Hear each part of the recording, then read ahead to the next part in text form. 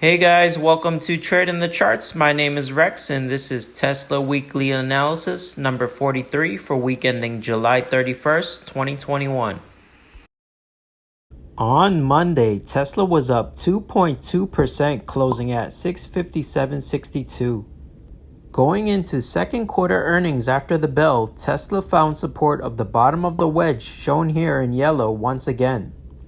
As anticipated, Tesla is coiling up within this wedge before its decisive breakout or breakdown once earnings is announced, in my opinion. The top of the wedge currently lies at around 672, which Tesla came close to testing this resistance at its intraday highs, hitting 668. I also believe the strong rally in Bitcoin, due to the news of Amazon accepting Bitcoin as payment, plays a role in today's rally in Tesla stock price. Amazon, the leading online retailer adopting Bitcoin as payment, is a huge bullish catalyst for the crypto market. Those companies with exposure to Bitcoin, such as Square and Tesla, stand to benefit greatly if Bitcoin continues its strong rally higher. As I mentioned in my previous videos, the key resistance levels would be first to break out of the wedge above 672. The next resistance level would be the top of the consolidation range at 700. Tesla has been consolidating in this 550 to 700 range since February. Also, if we look at the monthly chart, this 700 level is where the bottom of the red uptrend channel falls at, thus confirming this is a critical resistance level to break above. After the close on Monday, Tesla reports more than $1 billion in net income during second quarter, up tenfold from a year ago. Tesla reported earnings after the bell Monday, and it's a beat on both top and bottom lines. Shares rose about 1% after hours. Earnings came in at $1.45 versus 98 cents per share expected. Revenue came in at $11.96 billion versus $11.3 billion expected. Tesla reported $1.14 billion in GAAP net income for the quarter, the first time it has surpassed $1 billion. Overall, automotive revenues came in at $10.21 billion, of which only $354 million came from sales of regulatory credits. That's a lower number for credits than in any of the previous 4 quarters. Automotive gross margins came in at 28.4%, higher than in any of the last 4 quarters. Check out this chart showing the huge jump in quarterly net income through second quarter 2021, for which the company reported $1.14 billion. Tesla also reported $801 million in revenue from its energy business, including solar energy for homes and businesses and storage for utilities, an increase of over 60% from last quarter. While Tesla does not disclose how many energy storage units it sells each quarter, in recent weeks Musk said in court that Tesla's demand for its Powerwall backup batteries for homes stood around 80,000. He added that the company would only be able to produce 30,000 to 35,000 at best during the current quarter, blaming the lag on chip shortages. Tesla also reported $951 in services and other revenues. A $23 million impairment related to the value of its Bitcoin holdings was reported as an operating expense under restructuring and other. The company's cash position decreased about 5% from last quarter to $16.23 billion. The decline was driven mainly by net debt and finance lease repayments of $1.6 billion, partially offset by free cash flow of $619 million. Some key announcements from Tesla's earnings release is first, Tesla is on track to begin production of Model Y in Berlin and Austin in 2021. Whereas semi-truck production will be delayed to 2022 due to the limited availability of battery cells and global supply chain challenges. Second, Tesla says we have successfully validated performance and lifetime of our 4680 cells produced at our Cato facility in California. We are nearing the end of manufacturing validation at Cato. Third, Elon said, no doubt we will get to full autonomy, but did not give a time frame. 2 steps forward and 1 step back in his words. Gene Munster guesses full autonomy in 2025. Another key takeaway from this earnings is Tesla reports first profitable quarter excluding regulatory credits. Tesla posted a GAAP profit excluding regulatory credit sales for the first time in company history. Although this is Tesla's 8th straight profitable quarter, each previous quarter would have slipped to a GAAP loss with the exclusion of regulatory credit sales without considering additional tax adjustments. Tesla's first profitable quarter came in Q1 2013, but that quarter's $11 million GAAP net income relied on $68 million in regulatory credit sales. While regulatory credit sales result in significant additional cash for the company, reliance on credit sales for profitability has been a common criticism of Tesla throughout its history. This has been a major argument for Tesla bears. With Tesla now showing profit excluding regulatory credit sales, what will Tesla bears say next? On Tuesday, Tesla was down 2%, closing at $644.78. Big tech sold off as the Nasdaq pulled Tesla down below key support of both the 200-day moving average and the bottom of the wedge, shown here in yellow. It actually dropped to as low as the support of the 50-day moving average, hitting 627 at its intraday lows. Although today was very bearish, bulls still stand a chance if it can move back within the wedge and above the 200-day moving average within the next day or so.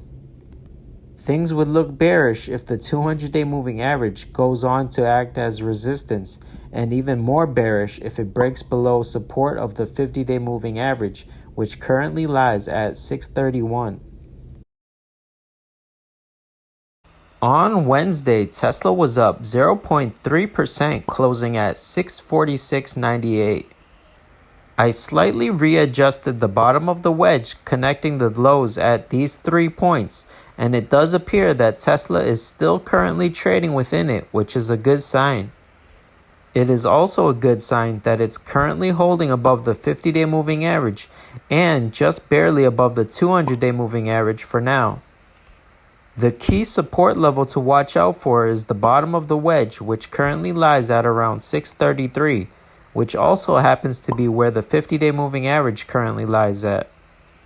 However, it is important to note if Tesla can hold above support of the 200-day moving average, which currently lies at 646, it would also be a good sign. On Thursday, Tesla was up 4.7%, closing at $677.35. Things are looking more bullish as it's breaking out of the wedge above 667.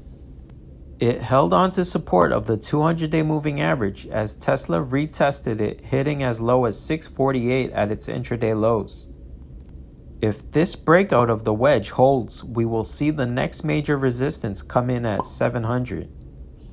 As I mentioned before, this 700 level is the top of the consolidation zone that it has been trading within going back 5 months to February. Remember, the longer the consolidation, the bigger the breakout. On Friday, Tesla was up 1.5%, closing at $687.20. Tesla continued to rally on Friday as it is looking more and more like a confirmed breakout of the wedge.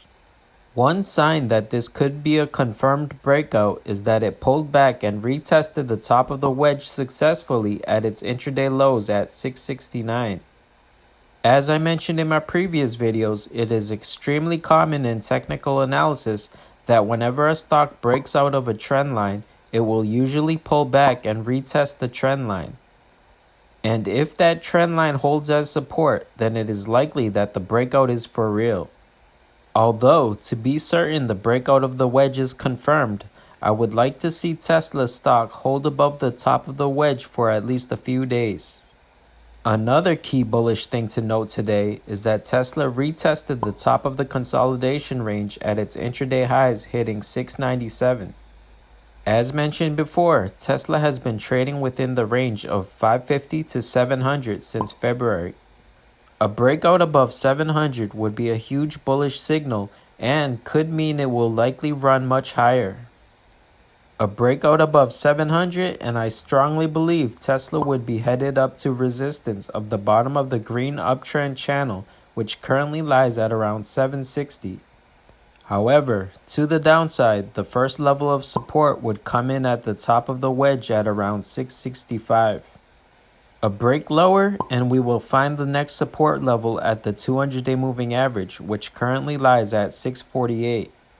Now if it breaks even lower, we will see support of the 50-day moving average and the bottom of the wedge at around 637. So those are my price predictions for next week. Bull case, we have a key resistance level at 700. A break above that and we will likely see Tesla run to the next major resistance at around 760. Now for the bear case, we have support at 665.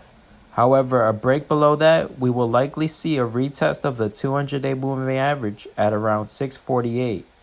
Finally, a break below that would bring us to the next support level at around 637. Now, on to Tesla news. Ray for Tesla tweets, Model 3 ranks third for being one of the least complained cars in Q2 according to a China survey with 1.4 complaints per 10,000 cars. Wuling Mini comes in at number 5 with a complaint rate of 2 per 10,000 cars. Other familiar names include Mercedes A-Class with complaint rate of 4 per 10,000 cars, BMW 5 Series at 10.8, and 3 Series at 19. The Audi A6L at 28 per 10,000 vehicles. The average complaint rate for all vehicle types is 29.4 per 10,000 vehicles. For sedan category, the rate is 33.9 per 10,000 vehicles. Sawyer Merritt tweets, new Tesla US Model Y long-range estimated delivery dates have slipped from October to now November. I am being told that order volumes are only increasing, so wait times for the Y are only going to get worse until Giga Texas and Giga Berlin come online. Demand is huge. The US long-range Model 3 also now shows only November. Before, it showed 10 to 16 weeks. Not only are delivery dates being pushed back in the US, but it is also being pushed back in Canada as well. Tesla in Canada is now showing November as delivery date for Model Y. Model 3 is now changed to 8 to 14 weeks, as before it was 7 to 11 weeks. Not only are the Model 3 and Model Y delivery dates being pushed back, but also the Tesla Model S long-range delivery dates in the US are being pushed back to February and March of next year. Demand is insane. Elon Musk tweeted several improvements coming via version 9.1 on Friday at midnight. After FSD Beta version 9.0 was released just a couple weeks ago, Tesla is already releasing updates with improvements. James Stevenson tweeted an interesting chart stating, the competition isn't even moving in the right direction. The chart shows automakers' global revenue by year from 2009 through 2020 in comparison to Tesla. As you can see from the chart, Tesla is the only one showing growth of global revenue each year, whereas Daimler, JLR, and Volvo have declining global revenue the past few years, with the exception of BMW, whose growth has stalled and is now stagnant. Elon Musk shows why he's a true leader in the sustainable energy movement. In a tweet, he defended the backlash that GM received over a recall of its 2017 to 2019 Chevy Bolt EVs, which cited increased risk of vehicle fires due to a battery cell characteristic. Elon tweeted, "Large pouch cells undergo significant volumetric changes at high state of charge. Even so, fire risk is probably less than gasoline cars. There are over 200,000 combustion engine car fires every year in US alone. It's literally in the name." According to this tweet from Sawyer Merritt, a Tesla rep has indicated that the Tesla Model 3 and Model Y has sold out for the year. The tweet states, "Here's part of a message that a Tesla rep sent to one of my followers today. I just want to make sure that you're aware that our build slots have almost been sold out for the rest of the year. So if you're interested in getting a car this year, we're gonna need a $100 deposit to secure a spot. Otherwise, you won't be able to get a car until next year." While this info is only coming from a Tesla rep, the increasing wait times on Tesla's website suggest that Tesla is almost sold out for the year for at least the long-range Model 3 and Model Y. New York City approves Revel's fleet of Tesla taxis, bringing new competition to apps. Moped rental company Revel has the green light to launch an app-based car service in New York for its blue-hued fleet, despite a city policy that tried to nip it in the bud. Revel execs said they plan to launch the service August 2nd with 50 baby blue Tesla Model Y SUVs. They'll offer rides only south of 42nd Street in Manhattan, prime turf for the city's ailing yellow taxi hacks. Revel executives said they've so far received 49 TLC-approved license plates for their 50 cars, and 15 of them have been inspected and are allowed to hit the streets next week. Revel honchos said the other 35 will roll out as they are inspected and approved. A tweet from billionaire investor Chamath Palihapitiya says, "The future will include many forms of autonomous and connected vehicles, cars, trucks, drones, planes, etc." I like to keep my ears open whenever a savvy, successful billionaire investor, such as when Chamath Palihapitiya speaks. Tesla Model 3 catapults to number 2 best-selling car in Europe in June. The Tesla Model 3 was ranked number 2 in Europe's car sales figures for June, trailing only the Volkswagen Golf hatchback for the top spot. The Model 3's catapult to the silver medal on the podium proves electromobility is here, and Europe very well may be the world's first continent to have an electric vehicle dominate an entire automotive sector's sales figures in a particular region. New data from research firm Jado Dynamics reveals that an all-electric sedan from Tesla narrowly fell short of the Volkswagen Golf. The Model 3 sold 25,697 units in June in Europe, up from its average of around 11,000 vehicles per year. The Model 3s in Europe are exported from Tesla's Giga Shanghai production facility in China, supplementing some units that were shipped from the Fremont production plant in Northern California. Data from Jado suggests that the Model 3 has been sold 66,350 times so far in 2021, making it the 25th bestseller car so far this year.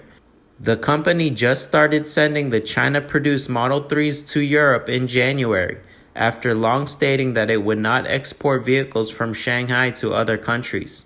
However, demand for Tesla's EVs in Europe has continued to spike. Bloomberg states that battery and plug-in hybrid models have more than doubled their market share in June to 19%. This is made possible by tasty incentives that are convincing Europe's internal combustion engine drivers to switch to more sustainable powertrains. Europe currently has a goal to ban new fossil fuel vehicles in 2035 after a recent vote from the European Union. This would kill the production of gas and diesel-powered cars starting 2035, leaving only electric powertrains available for legal production past that year. Tesla has found plenty of success in the European market in past months as well. In March, for example, the Model 3 accounted for over 10% of the total EV sales, with 24,184 units sold. The next closest competitor was the Hyundai Kona EV, selling only 5,643 units in March in Europe. An interesting tweet from Holmar's catalog. He tweeted, "I am 90% sure Tesla will pull off robotaxis. I've done extensive testing and concluded that no fundamental problems remain. It can really be done, I'm positive." Elon Musk goes on to confirm this by replying, "This should be clear to anyone who has experienced the FSD beta evolution. Self-driving requires solving a major part of real-world AI, so it's an insanely hard problem, but Tesla is getting it done. AI Day will be great." Some breaking news from Ray for Tesla regarding the cheaper, compact Tesla model. He tweets, "The elusive, cheaper, compact model, whatever, may come sooner than you think. The prototype is said to have been completed and most component suppliers have been lined up. Trial production has been planned for the end of 2021. However, this is just a rumor," and Ray for Tesla follows up tweeting, "I would put some weight on this rumor as it comes from a pretty reliable source. He brought several leaks to surface before, which later turned out to be true. However, like anything else, past performance is no guarantee of future results. Take it with a grain of salt."